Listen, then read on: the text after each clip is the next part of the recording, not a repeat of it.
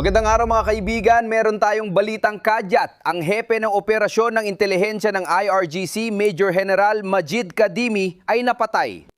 Ayon sa isang sangguniang Israeli, isang pinagsamang pag-atake ng Tremewa at Israel ang pumatay sa de facto na pangalawang pinakamataas na opisyal ng IRGC. Isa siya sa mga bihirang mataas na komandante na nakaligtas sa ilang mga pag-atake ng Israel at Amerika nitong nakaraang taon. Siya namumuno sa intelihensya laban sa mga puwersa ng mga kaalyado sa rehiyon. Nangyayari ito habang sinusubaybayan natin ang mga kaganapan at ang posibleng kasunduan ng tigil putukan sa pagitan ng Ederwa at Iran. Kahapon nakausap ko si Pangulong Trump at sabi niya na kung walang kasunduan ngayong linggo, babagsak ang mga tulay at planta ng kuryente sa bansa. Kung walang mabilis na kasunduan, iniisip kong kunin ang kontrol sa langis at pasabugin ang lahat. Ayon sa Reuters, bumuo ang Pakistan ng kasunduan kasama ang Iran at EWA kagabi para tapusin ang labanan sa dalawang yugto. Agarang tigil putukan na susundan ng mas malawak na kasunduan. Sa kabila ng diplomasya, patuloy na inaatake ng mga eroplano ng Irpura, Caimbrira at Israel ang Iran habang lumalabas ang detalye ng pagsagip noong katapusan ng linggo na nagligtas sa Amerikanong tripulante. Dandang espesyal na pwersa ng Irpura, Caimbrira ay nasa timog kanlurang Iran. Makikita mo dito ang probinsya nila. Matagumpay ang operasyon dahil sa intelihensya kahit tumagal ng ilang oras. E Força Militar do ZEWA. Ipinahayag ni Pangulong Netanyahu, nakipag-usap ako kay Pangulong Trump at binati ko siya sa desisyon at sa perpektong misyon para iligtas ang piloto sa teritoryo ng kalaban. Nagpasalamat ang Pangulo sa tulong ng Israel. Ipinagmamalaki ko ang ating walang kapantay na kooperasyon sa loob at labas ng labanan. At naway maging tumulong sa pagsagip ng Amerikanong sundalo habang tuloy ang pag-atake ng Iran sa Israel gamit ang mga balistikong misil. Mga balistikong misil ang pinaputok kagabi sa gitna ng Israel. Tingnan ang epekto nito sa hilagang bahagi, partikular sa lungsod ng Haifa. Sa lugar ng direktang tama ng missile na ito, may 2 taong nawawala. 2 ang namatay sa pag-atake at 2 pa ang posibleng nasa ilalim ng mga guho. Maraming aktibidad militar sa buong rehiyon. Naghahanda ang Estados Unidos sa posibilidad na kung walang maging kasunduan, magkaroon ng malaking paglala rito sa rehiyon. Nangako si Pangulong Trump na tatargetin ang infrastruktura ng enerhiya at kuryente ng Iran. Mga kaibigan, lahat ng ito ay lading isang opsyon. Trey, ang huling balitang ibinahagi mo tungkol sa mataas na opisyal ng Iran na napatay sa isang magkatuwang na operasyong isinagawa sa pamamagitan ng airstrike ng Israel. Ano ang epekto ng pagkamatay niya sa mga taong ito? Mga posible negosasyon para tapusin ang digmaang ito na kasalukuyang isinasagawa ngayon. Si Major General Majid Kadimi ang pangunahing nagkokoordina ng intelihensya ng mga operasyon ng Iran laban sa puwersa at kaalyado ng ZEP-4 sa rehiyon. Kasama rito ang mga bansa sa Gulpo. Siya ay tinuturing ngayon bilang pangalawang pinakamahalagang tao sa Revolusyonaryong Gwardiya ng Iran. At ipinaalam sa akin na sa katunayan, isa pang opisyal din ang napatay sa mismong pag-ataking yon. At ito ay ang commander ng mga espesyal na operasyon ng Quds Force, Ismail Ghani. Ipinapakita ulit kung paano nagtutulungan ng Israeli at Amerikano sa kanilang mga ahensya ng intelihensya.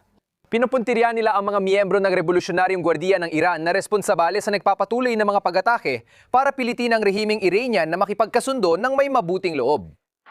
Ilang tao pa ang kailangan mamatay bago maintindihan ng Iran na hindi sila mapapalitan. O baka naman may tanong, lahat ba ng tao sa IRGC ay ganoon kadaling palitan?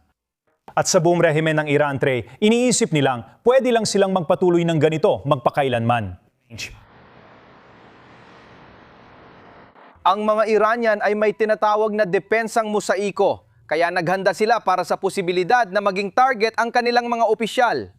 Sinabi sa akin na ilang beses nang inatake ang hepe ng intelihensya at laging nagpapalit ng lokasyon para makaiwas sa tangkang pangpatay. Kaya ng mga Iranian palitan ng mga opisyal pero dahil kulang sila sa karanasan sa mas mababang hirarkiya, nahihirapan silang ipagpatuloy ang laban. Alam natin na mayroon pa rin silang mga misil at drone para umatake sa mga bansa sa Golpo, mga puwersa ng Zinaywa at pati na rin sa Israel.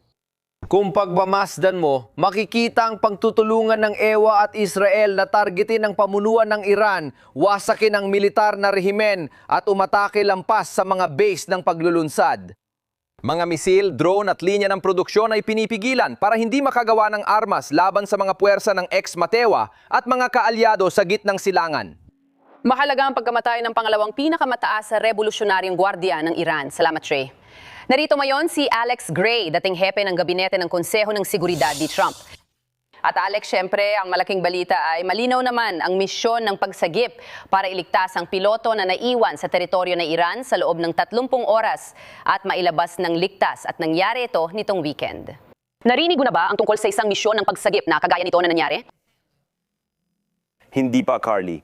Ito na ang pinakamalaking nagawa ng militar na Amerika sa paghahanap, pagsagip at espesyal na operasyon mula ikalawang digmaang pandigdig. Ito ay pambihirang tagumpay na naalala ko dahil malaki ang pinagkaiba nito sa huling malaking misyon ng paghahanap, pagsagip at espesyal na operasyon sa Iran noong 1980. Iyon ang trahedya ng Desert One sa panahon ni Jimmy Carter kung saan namatay ang mga US operatiba nang bumagsak ang kanilang mga helikopter sa disyerto. At ito ay nagpapakita na mahalaga ang pamumuno at mga rekurso. Si Pangulong Trump ay gumawa ng mahihirap na desisyon sa operasyong ito sa pagpapadala ng magigiting na lalaki at babae sa mapanganib na sitwasyon at binigyan niya ng sapat na mga rekurso ang ating mga sundalo para magtagumpay, di tulad noong kay Carter. Kaya kapag tiningnan mo ang dalawang operasyong ito, makikita mo ang malinaw na pagkakaiba ng pamumuno sa mga sitwasyong ito. Sa palagay ko, mahalaga rin ang aparatong pang-intelihensya na nakatutok sa ganitong aksyon, hindi sa mga may bahay at mga simbahang Katoliko. Sa ganitong aspeto, kahanahanga para sa akin ang kampanya ng panlilinlang ng CIA sa pagsagip na ito. Bakit naigita ng ating intelihensya ang kanila, Alex? Alam mo, mula no unang termino ni Pangulong Trump hanggang sa ilalim ni John Ratcliffe sa CIA, dinugol natin ang panahon sa muling pagbubuo ng CIA para muling maging organisasyong inaasahan ng mga Amerikano. Sa kasamaang palad mula pa noong panahon ni John Brennan sa panahon ni Obama at ngayon sa ilalim ni Biden, naging isang politisadong burokrasya ang CIA. Hindi ganong nagagamit at hindi maganda ang pamumuno, masyadong nakatutok sa mga inisyatibo ng DEI. Mas igit pa silang nag-aalala na maging isang inklusibong komunidad kaysa tiyakin na natutupad ang mga misyon ng pagpapakita ng kapangyarihan ng Amerika at paggamit ng ating mga kakayahan sa ibang bansa. Lahat ng kredito ay kay Director Ratcliffe, Pangulong Trump, at sa kanilang team dahil binago nila ang CIA ayon sa pananaw ng karamihan ng Amerikano sa tamang tungkulin nito. Sige. Iniulat ng Reuters na si Zawai at ang Iran ay nakatanggap ng plano para tapusin ang digmaan. Iminungkahi ng Pakistan ang planong ito at kung magkakabisa ito, maaari itong magkabisa ngayong araw pa lang.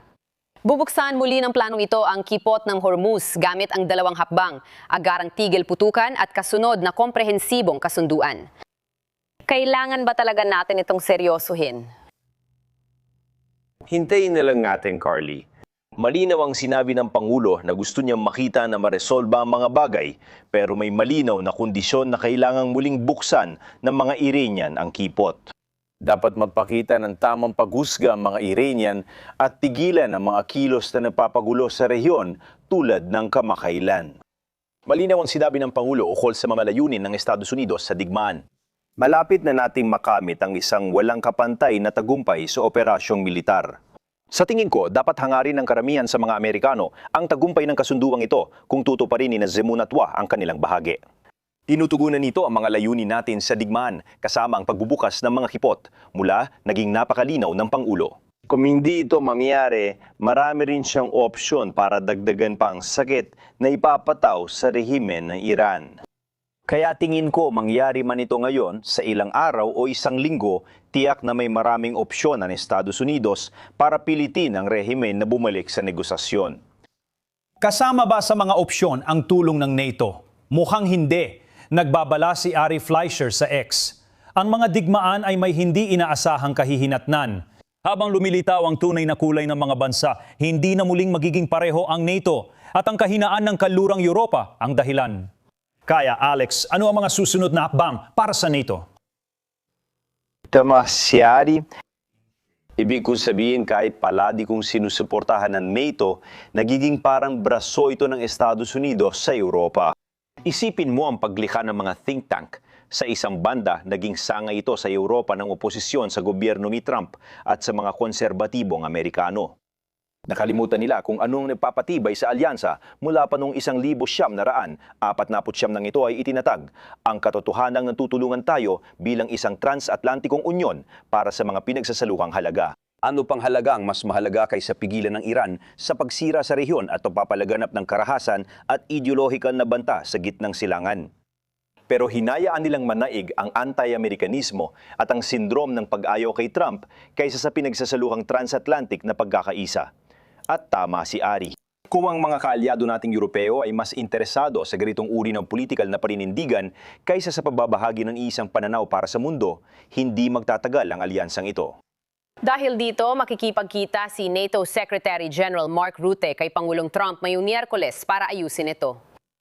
Alex Gray, dating NSA Chief of Staff ni Trump, salamat sa iyong kaalaman at pagdalo.